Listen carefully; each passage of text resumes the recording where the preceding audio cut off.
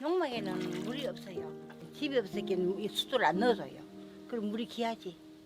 식사를 하러 밖에 나와보니 편의점과 식당이 있어요. 편의점에서는 진열된 음식을 사서 그대로 먹거나 온수 또는 전자레인지로 내가 직접 요리해서 먹을 수 있죠. 반면 식당에서는 음식을 주문하면 주방에서 그때그때 요리가 되어 나와요. 먹는 음식이 비슷할 수는 있지만 이 둘의 근본적인 차이는 업소에서 매번 음식을 조리해주는 거겠죠. 정적, 스테릭 웹과 동적, 다이나믹 웹을 이 둘에 각각 비교할 수 있을 거예요.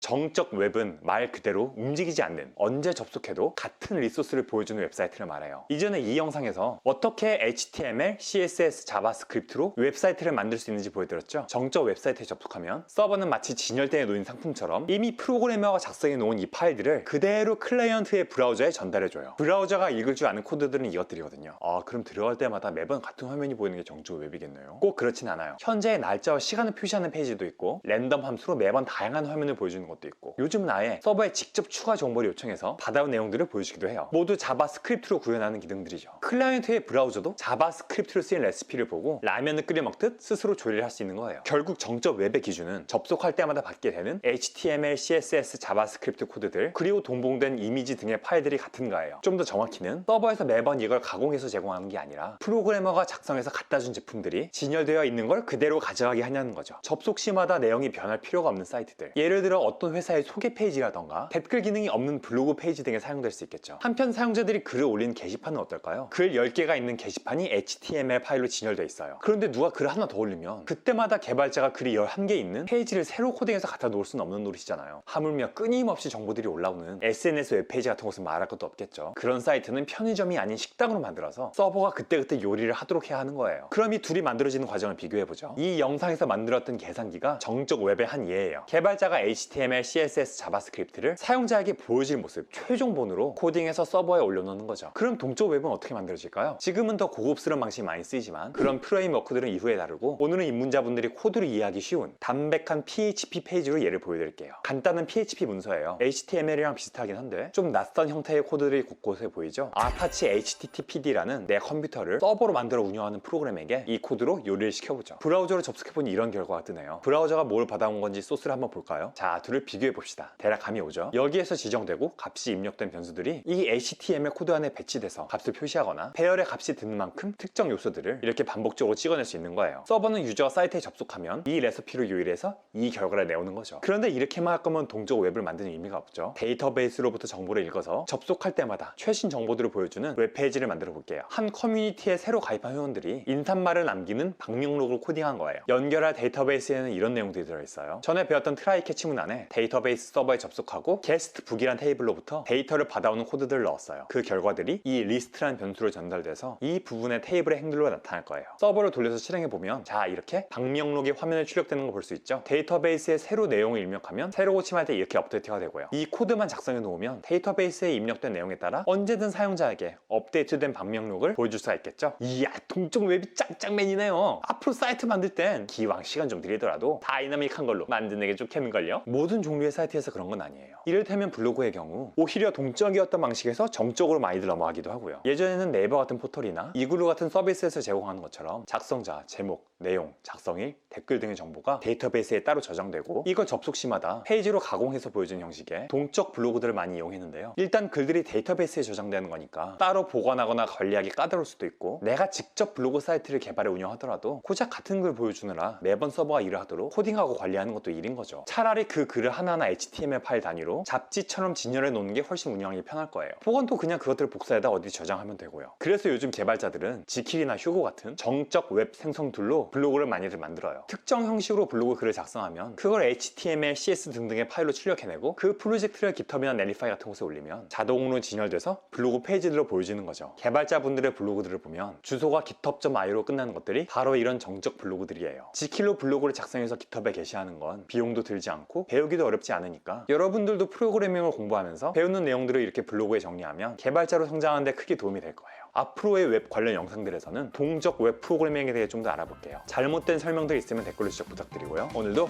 즐거워하세요.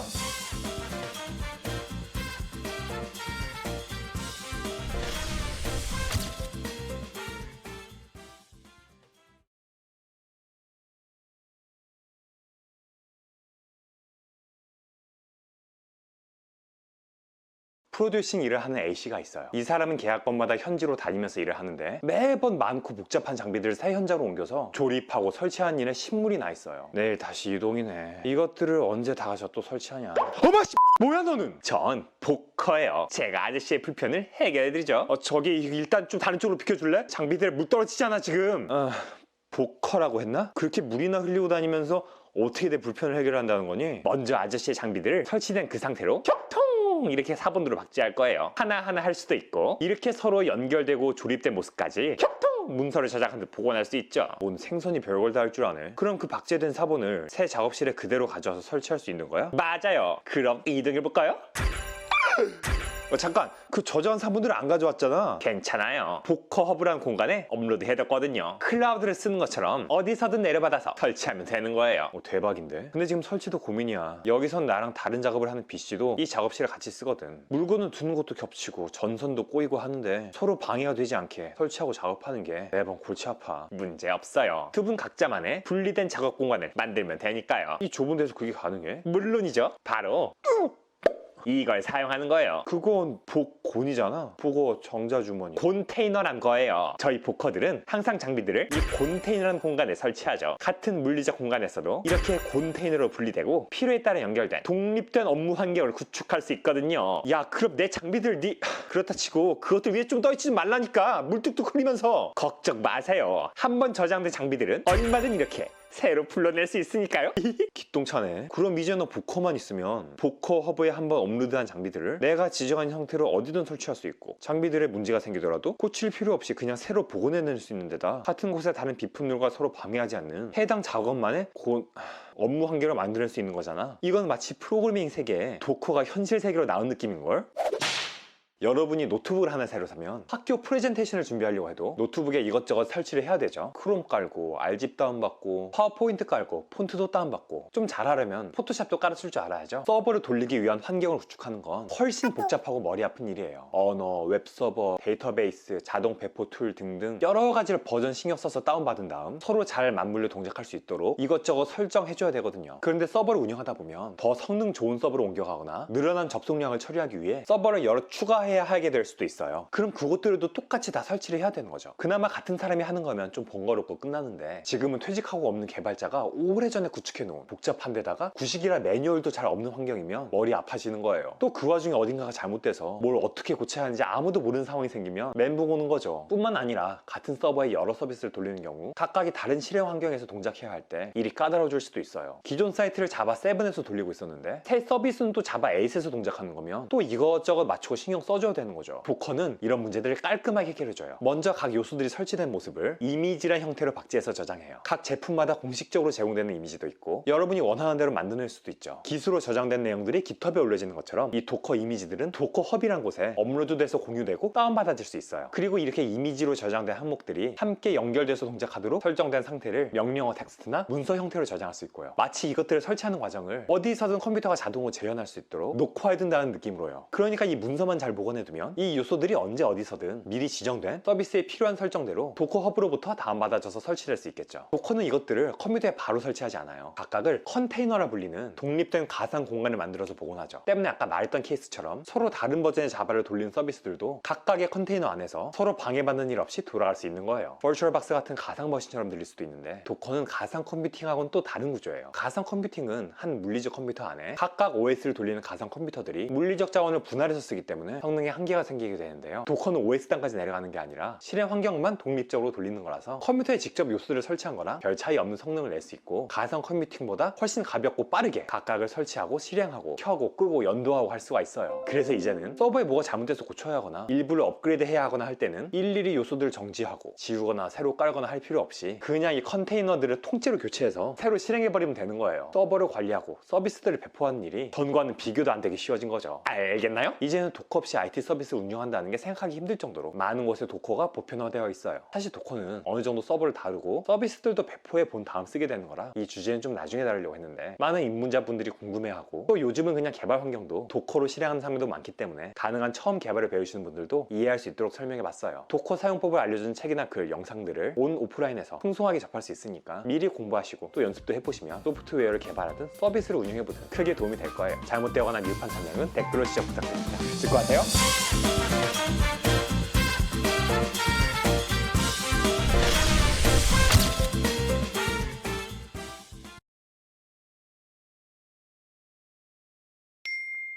제규 함수가 뭐냐고요? 예화를 하나 들려드릴게요. 안데스산의 한 목장에 알파카의 개량종인 얄파카들이 살았어요. 어느 날 새끼 얄파카가 어미에게 물었죠. 엄마, 제귀 함수가 뭐예요? 제기 함수. 엄마가 옛날 이야기로 알려줄게. 알래스카에 두 미국인 친구가 살았어요. 아니, 저 변종 낙타 새끼가 장소로 골라도 이봐 조지, 자네 제기 함수란 게 뭔지 아나? 존슨, 자네가 리커시브 펑션을 궁금해할 줄이야. 대학 랩실에서 중간고사를 준비하던 두 컴퓨터 공학도의 이야기를 들려주지. 선배, 이 과목 죄송하죠? 제귀 함수란 게 어떤 건지 기억해요? 네 귀 함수가 뭐냐고? 아이씨, 됐어요. 내가 찾아가 말지. 초통! 제가 알려드리죠. 뭔가 익숙한 상황인데, 전 고양이과 맹수인 제귀어예요. 제가 이 제귀를 끝내러 왔죠. 네 귀를 끝내러 왔다고? 재밌어요, 선배? 제귀 함수란 자기 자신을 호출하는 함수를 말해요. 종류 조건이 충족될 때까지 반복적으로 수수료를 불러내면서 주어진 작업을 수행하는 거죠. 알겠나요? 미친 학교가 외래종 산짐승이 들어와서 책에 쓰인 거 똑같이 읽고 가버리네. 창문 닫아 놓을게요. 라고 말했다네. 라고 말했단다. 라고 말했어요. 무슨 인셉션 같죠? 이걸 코드로 표현하면 대략 이런 형태일 거예요. 함수가 인자로 질문을 받으면 이야기를 하나 펼쳐서 그 이야기 속에 답이 나오지 않으면 스스로를 다시 호출해서 또 다른 이야기를 펼치고, 그러다 답이 나오면 그걸 반환하는 거죠. 한 배열의 총합을 구하는 함수를 짜볼까요? 이처럼 배열의 길이가 0이 될 때까지 값을 하나씩 뽑아서 축적된 합과 함께 나머지를 계속 인자로 넘겨주는 제귀 함수를 짤 수 있겠죠?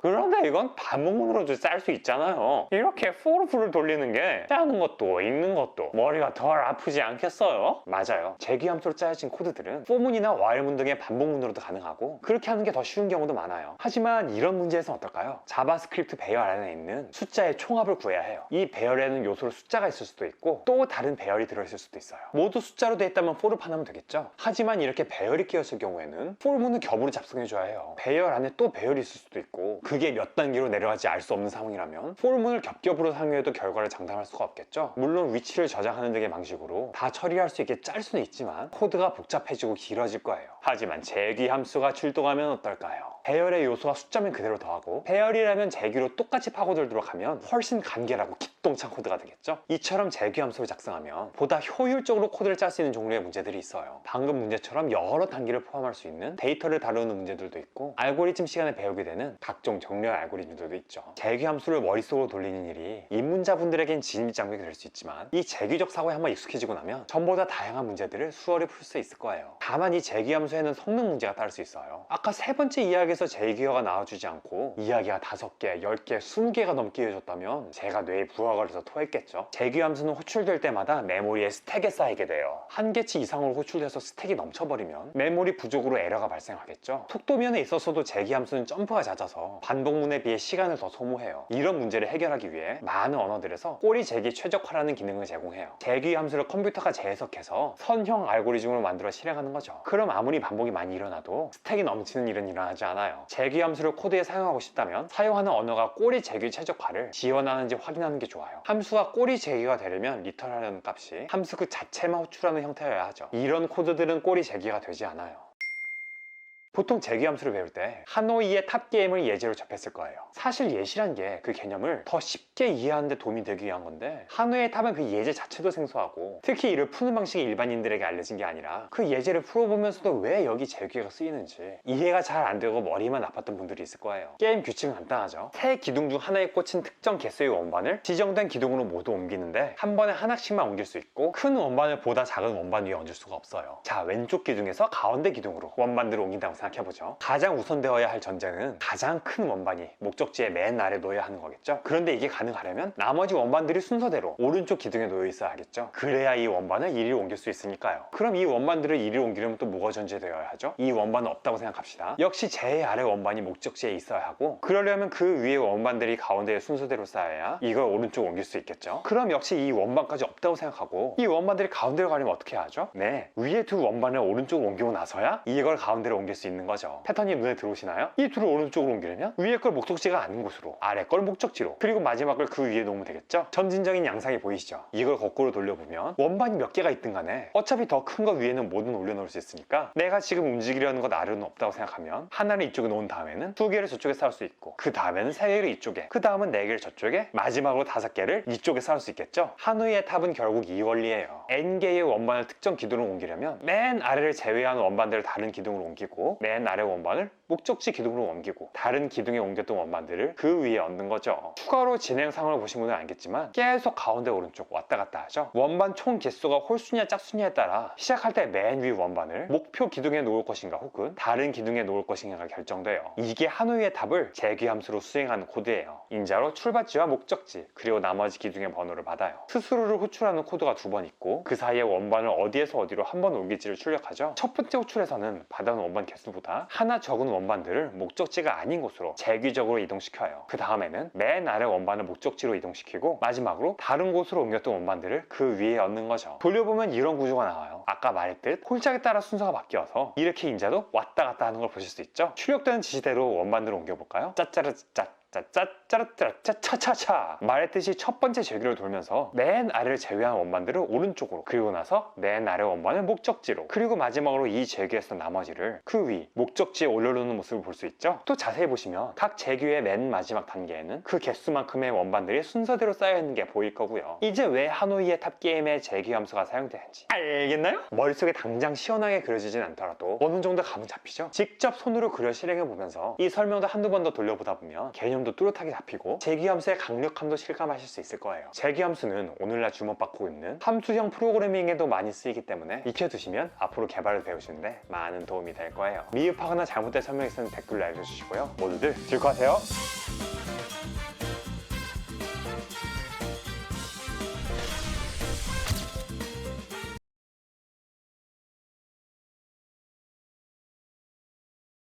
너가 영어를 틀려도 되고 아무렇게나 말해도 된다. 너의 영어를 이해하는 건 나의 역할이니까.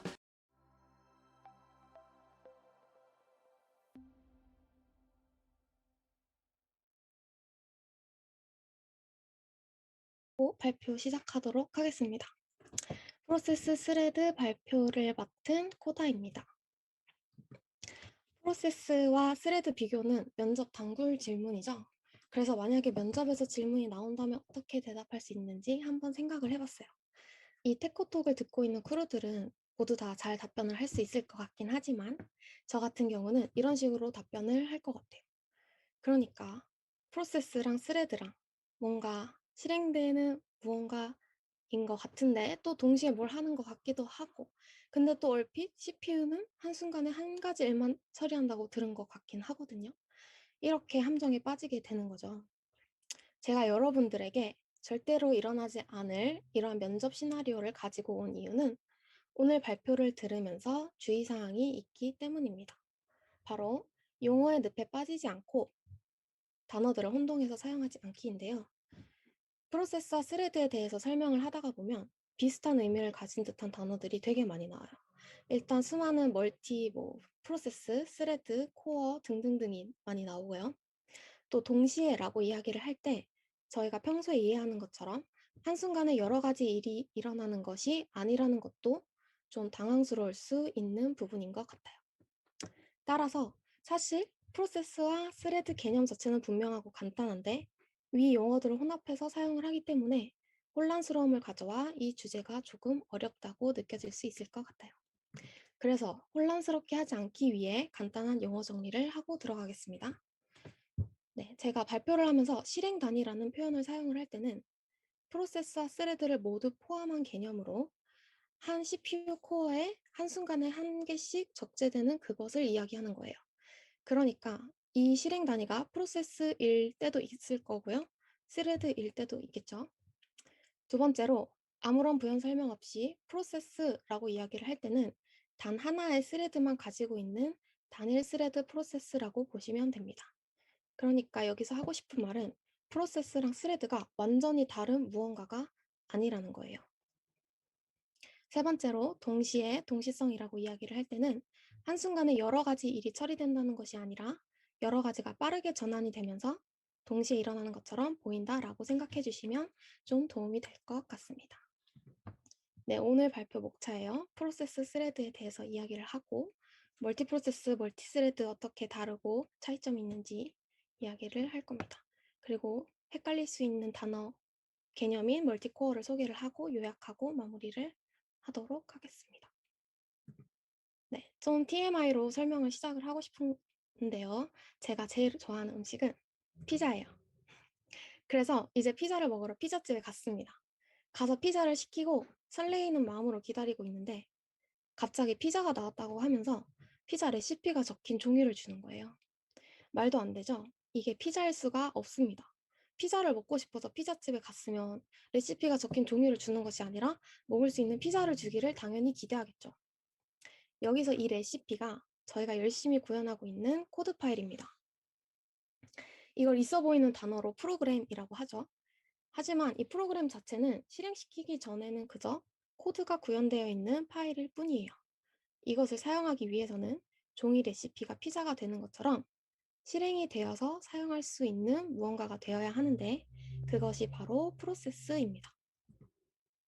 그렇다면 프로그램이 프로세스가 되면서 어떤 일이 일어날까요? 총 두 가지 일이 일어납니다. 간단하게 알고 넘어가 봅시다. 일단 프로세스가 필요로 하는 재료들이 메모리에 올라가야 해요. 그 메모리에는 이렇게 네 가지 영역들로 나눠져 있죠.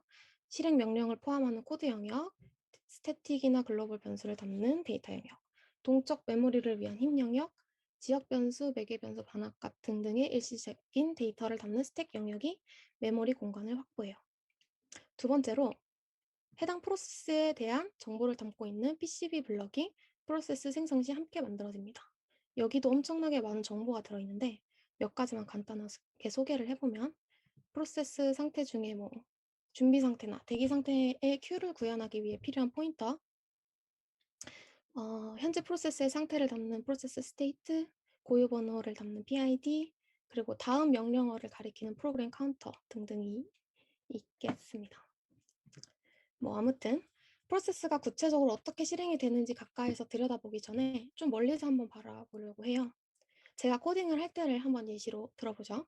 일단 저는 유튜브에서 이 노래 뭐지라는 팝송 플레이리스트를 틉니다. 오늘 TMI가 좀 많네요. 어쨌든 이 다음에는 코딩을 하기 위해서 인텔리제이를 켜요. 중요한 공지나 질문, DM이 올 수 있으니까 슬랙도 켜둡니다. 그리고 개발 필수템인 구글링을 위한 크롬을 켜고 그냥 꺼놓으면 허전하니까 카카오톡도 켜놔요. 이렇게 대부분의 사람들은 하나의 프로세스만 사용하기보다는 여러 가지를 동시에 사용하고 싶어 합니다. 하지만 원래 한 프로세스가 실행이 되기 위해서 CPU를 점유하고 있으면 다른 프로세스는 실행 상태에 있을 수가 없어요. 노래를 듣다가 코딩을 하기 위해서 인텔리제이를 키면 노래가 꺼지게 되는 거죠. 그래서 다수의 프로세스를 동시에 실행을 하기 위해 여러 개의 프로세스를 시분할로, 즉 짧은 텀을 반복하면서 전환해서 실행을 시키도록 합니다. 좀 더 자세히 들여다보죠. 여기 동시에 실행을 하고 싶은 프로세스 두 개가 있어요. 이거를 동시에 실행하기 위해서 다음이 짧은 텀으로 반복되어야 합니다. 먼저 프로세스 1이 실행 상태에 있고 CPU에 적재가 되어 있죠. 이제 프로세스 2는 준비 상태에 있습니다. 그리고 프로세스 2를 실행하기 위해서는 프로세스 1이 먼저 준비 상태로 내려가고 2가 CPU에 적재가 되고 다시 1로 전환하기 위해서는 2가 준비 상태로 내려가고 1이 CPU에 올라와야 합니다. 이게 바로 컨텍스트 스위칭입니다. 지금 단 두 개의 프로세스의 컨텍스트 스위칭을 보았는데도 굉장히 피곤하고 힘든 작업이죠. 그래서 등장을 하는 게 경량화된 프로세스 버전인 스레드입니다. 왜 스레드가 경량화된 프로세스냐 하면 이렇게 하나의 프로세스 안에 다수의 스레드가 있을 때 공유되는 자원이 있기 때문이죠. 여기에 보면 이전에 소개했던 프로세스의 메모리 구조가 있는데 여기서 스레드는 코드, 데이터, 힘 영역을 공통된 자원으로 사용을 합니다. 각 스레드는 스택 부분만을 따로 가지고 있는 거죠. 되게 효율적이에요. 공유되는 자원이 있기 때문에 이전처럼 컨테스트 스위칭이 일어날 때 캐칭 적중률이 올라갑니다. 그냥 쉽게 말해서 모조리 다 빼고 다시 다 넣을 필요가 없다는 거예요. 예를 들어서 저희가 회의실 내 건대를 사용해서 예약을 하고 회의실을 사용을 하죠. 회의실을 사용을 할 때 개인 노트북을 공용 모니터에 연결을 하고 스피커도 사용하고 리모컨도 사용을 해요. 그리고 이제 다음 예약한 팀이 들어오는데 이전에 프로세스의 컨테스트 스위칭 같은 경우는 어차피 사용할 자원인 TV와 스피커 리모컨을 모조리 챙겨서 나가버린 거죠. 다음 팀은 그거를 다시 다 챙겨서 들어와야지만 사용을 할 수 있습니다. 하지만 스레드의 컨테스트 스위칭은 공용으로 사용할 것들은 두고 개인 노트북만 가지고 와서 연결을 하면 됩니다. 훨씬 간단하고 부담이 적은 과정이겠죠? 그럼 이제 멀티 프로세스랑 멀티 스레드에 대해서 이야기를 할 수가 있어요. 여기서 이 설명을 듣기 전에 주의할 점이 하나 있는데 멀티 프로세스와 멀티 스레드 이 두 가지 개념이 모두 처리 방식의 일종이라는 겁니다. 그러니까 한 어플리케이션에 대한 처리 방식이라고 생각을 하시면 편해요. 단순히 여러 프로그램을 띄워놓은 것을 멀티 프로세스라고 이야기를 한다면 멀티 스레드라는 개념과 비교를 해서 이야기하기가 좀 힘들어요. 그러니까 저희는 여기서 한 어플리케이션에 대한 두 가지 다른 처리 방식에 대해서 이야기를 하는 거구나 라고 이해를 하고 설명을 듣도록 합니다. 한 어플리케이션이 여러 가지 일을 처리할 때가 있죠. 예를 들어서 여러 사용자가 로그인을 요청하는 상황이 있다고 합시다. 한 프로세스는 매번 하나의 로그인만 처리할 수 있기 때문에 동시 처리를 할 수가 없어요. 그래서 부모 프로세스가 포크를 해서 자식 프로세스를 여러 개 만들어서 일을 처리하도록 합니다. 이때 자식 프로세스는 부모와 별개의 메모리 영역을 확보하게 되죠. 반면 스레드는 한 프로세스 내에서 구분이 지어진 실행 단위예요. 발표 초반에 실행 단위라는 말을 언급을 했었죠. 이때 이 단위가 프로세스일 수도 있고 스레드일 수도 있다고 설명을 했었는데 만약에 프로세스가 다수의 스레드로 구분되어 있지 않으면 단일 스레드 하나로 프로세스가 실행이 됩니다. 이때 실행 단위는 프로세스 그 자체가 되는 거예요. 사실 더 자세히 말하자면 해당 프로세스에 하나밖에 없는 스레드가 실행 단위가 되는 겁니다. 네. 프로세스 내에서 분리해서 여러 스레드로 나뉘어서 실행 단위가 나뉘어지면 그게 멀티 스레드가 되는 거예요. 그러니까 인텔리제이를 사용을 하면서 저희가 코드를 수정하는 동시에 인텔리제이 추천 코드 보여줘야 하죠. 안 보여주면 힘드니까. 테스트도 돌리는 동시에 또 코드를 수정해야 될 때도 있어요. 이렇게 한 어플리케이션에 대한 작업의 단위가 나뉘어질 때가 많아요. 이때 각각의 스레드가 그 작업들을 담당하는 거예요. 차이점은 다음과 같아요. 프로세스는 독립적이기 때문에 IPC를 통해서 통신을 해야 합니다. 그러니까 같은 작업을 두 명이 두 개의 다른 회의실에서 진행을 하다가 논의할 일이 생기면 밖으로 나와서 이야기를 하고 다시 들어가야 되는 거예요. 그리고 자원이 소모적이고 메모리를 더 차지하겠죠. 컨테스트 스위칭 비용도 비싸요. 하지만 개별 독립적이기 때문에 동기화 작업에 신경을 덜 써도 됩니다. 반면 스레드는 공유 자원이 많으므로 긴밀하게 연결이 되어 있어요. 그만큼 동기화도 신경을 써야 하지만 공유된 자원으로 메모리가 효율적이고 통신 비용도 절감되죠. 두 명이 한 회의실에 앉아서 일을 처리하고 있기 때문에 논의할 일이 생기면 그냥 말만 걸면 되는 거예요. 앞서 말했듯이 컨테스트 스위칭 비용도 적어요.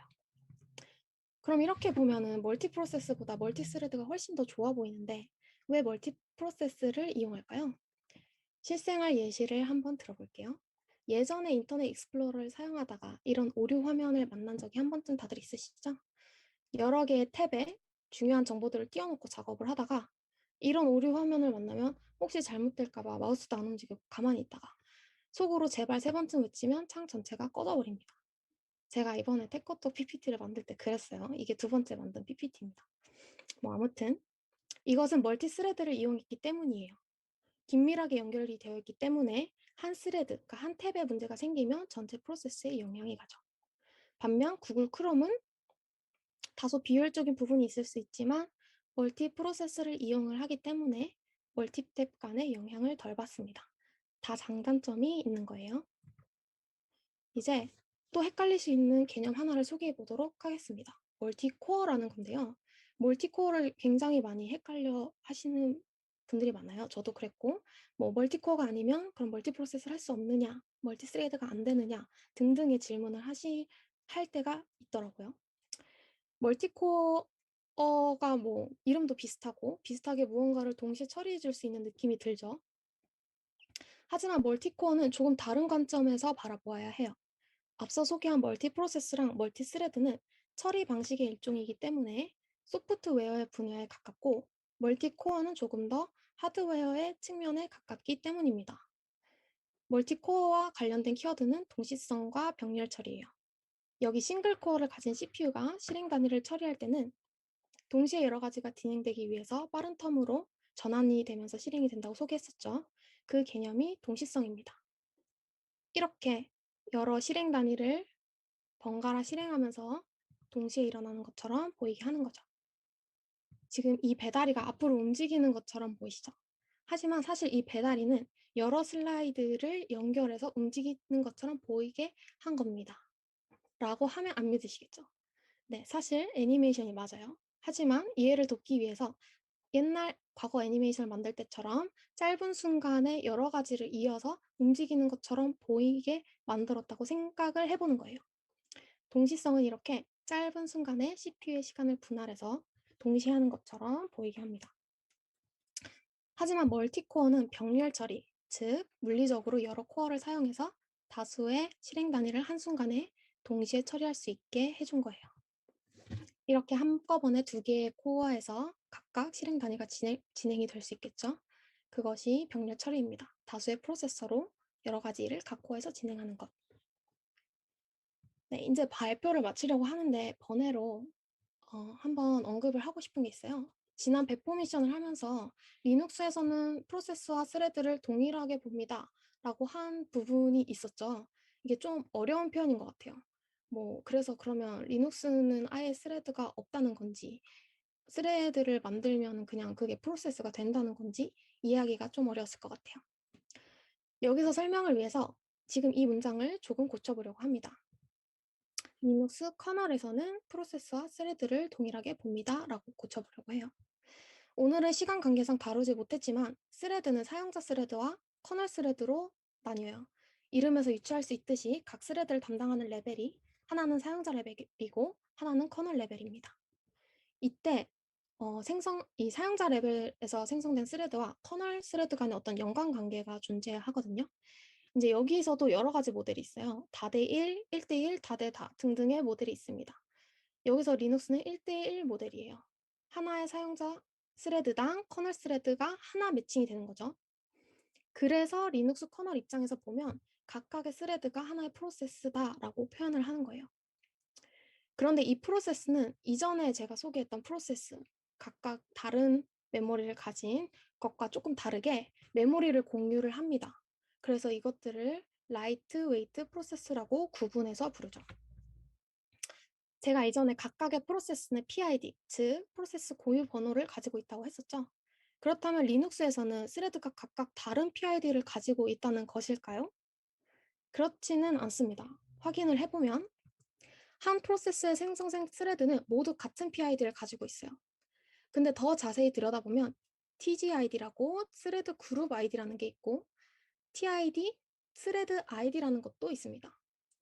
그래서 사용자 레벨에서 보면 사용자 레벨 입장에서 보면 이 스레드 그룹 아이디가 PID로 보여지고 커널 입장에서 보면 TID가 PID로 인식이 됩니다. 그래서 이게 관점을 다르게 해서 이해를 해야 하는 거예요. 그래서 커널 입장에서는 각각이 다른 프로세스로 보이게 되는 겁니다. 네, 요약하고 마치겠습니다. 프로세스는 프로그램이 실행된 무언가죠. 스레드는 한 프로세스 내에서 나뉘어진 하나 이상의 실행 단위입니다. 한 어플리케이션에 대한 작업을 동시에 하기 위해서는 두 가지 처리 방식이 있는데 멀티 프로세스, 멀티 스레드가 있죠. 동시에 실행이 되는 것처럼 보이기 위해서 실행 단위는 10분할로 CPU를 점유해서 컨텍스트 스위칭을 합니다. 멀티 프로세스는 독립적인 메모리를 가지고 있지만 스레드는 자원을 공유하죠. 그것에 따른 장단점이 각각 있어요.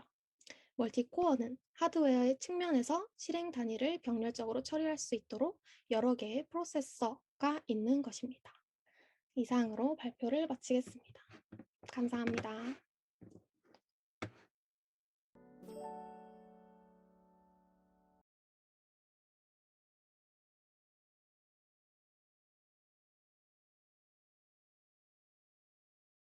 코딩에 관심이 있지만 어디서부터 해야 할지 너무 막막하고 C 언어는 또 뭐고 파이썬은 또 뭔지 정말 모르시겠죠? 코드잇의 컴퓨터 학개론 강의를 들으시면 나에게 어떤 게 필요한지 브라우저로 웹서핑을 하다가 마음에 드는 게임